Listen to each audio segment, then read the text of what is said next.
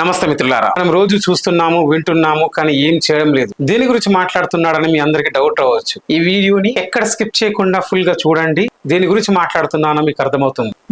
ఇప్పుడున్న వాస్తవం, మన దేశము ప్రపంచ దేశాలతో పోటీ పడకుండా మన పక్కన ఉన్న దేశాలతో కంపేర్ చేస్తూ 70 సంవత్సరాలు వెనక్కి వెళ్తున్నాం మిత్రులారా. ఇప్పుడు మన యువత, మన జంజి కులాల ఉచ్చులో, మతాల మత్తులో వాస్తవాన్ని మర్చిపోతున్నారు మిత్రులారా. నేపాల్ లాంటి చిన్న దేశంలో అక్కడ అవినీతి జరిగిందని జంజి పేరుతో యువత ప్రొటెస్ట్ చేశారు. ఒక ప్రజా ప్రభుత్వాన్ని ఏర్పరచుకున్నారు మిత్రులారా. కానీ మనం ఏం చేస్తున్నాము? మన దేశ జంజి మాత్రం వాట్సాప్ లో మెసేజ్లు ఫార్వర్డ్ చేయడంలోను, ఇన్స్టాగ్రామ్ లో వీడియోలు చూడడంలోను, ఫేస్బుక్ లోను మాట్లాడడంలోను ఎక్సెట్రా యాప్ల్లో బిజీగా ఉన్నారు మిత్రులారా. దేశం కోసం అంటూ సైనికుల ప్రాణాలు, ప్రజల ప్రాణాలు తీసినా మనం పట్టించుకోము. ధర్మం కోసం అంటూ ఆడబిడ్డల మాన ప్రాణాలను తీసినా మనం పట్టించుకోము. మన ఇంటి దాకా రాలేదు కదా అని మనం పట్టించుకోము మిత్రులారా.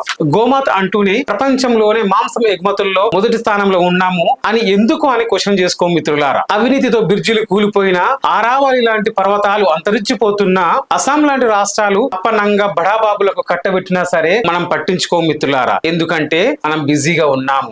మనకి బాతు అంటూ మభ్యపెట్టి 70 సంవత్సరాలు వెనక్కి నెట్టినా మనం పట్టించుకో మిత్రులారా. సబ్కా సాత్ సబ్కా వికాస్ అంటూ కొందరి కోసమే దేశ సంపద దోచిపెట్టినా సరే మనం పట్టించుకో మిత్రులారా. ఎందుకంటే మనం చాలా బిజీగా ఉన్నాం మిత్రులారా. మరి ముఖ్యంగా మతం పేరుతో రాజకీయాలు, కులం పేరుతో విభజనలు చేస్తూ మనల్ని పాలిస్తున్నారు మిత్రులారా. అయినా సరే మనం పట్టించుకోము, అయినా సరే మనం క్వశ్చన్ చేయము. ఎందుకంటే మనం చాలా బిజీగా ఉన్నాం మిత్రులారా. అన్నింటికంటే ముఖ్యమైనది, దేవుడి ప్రసాదంలో కల్తీ జరిగిందని ప్రజల యొక్క విశ్వాసాలను దెబ్బతీసిన, ప్రజల యొక్క విశ్వాసాలతో ఆడుకున్నా సరే మనం పట్టించుకో మిత్రులారా. ఎందుకంటే మనం చాలా బిజీగా ఉన్నాం మిత్రులారా. దేశ జంజి ఏం చేయాలో తెలియక వాట్సాప్ లో బిజీగా ఉంటున్నారు, ఇన్స్టాగ్రామ్ వీడియోలు చూస్తున్నారు, ఫేస్బుక్ లో చాటింగ్ చేస్తున్నారు, ఎక్సెట్రా యాప్ల్లో బిజీగా ఉంటున్నారు. ఎందుకంటే ఏం చేయాలో తెలియక మిత్రులారా. ఇకనైనా మనం మేలుకోకపోతే మన పిల్లలు మనల్ని క్షమించారు మిత్రులారా. దేశం అభివృద్ధి చెందాలంటే, దేశం మారాలంటే రాజకీయ నాయకులు మారాలనుకోవడం కాదు, మన ఆలోచన విధానం మారాలి, మనలో మార్పు రావాలి, భయం వీడాలి,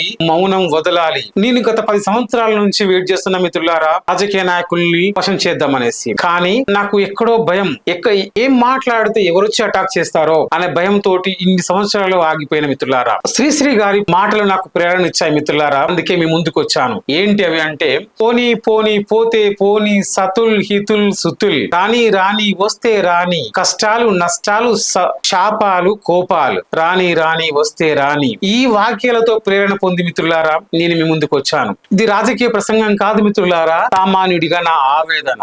నాలాంటి వాళ్ళు ఎంతో మంది ఉంటారు మిత్రులారా. మనమందరం కూడా మన వంతు ప్రయత్నం చేద్దాము.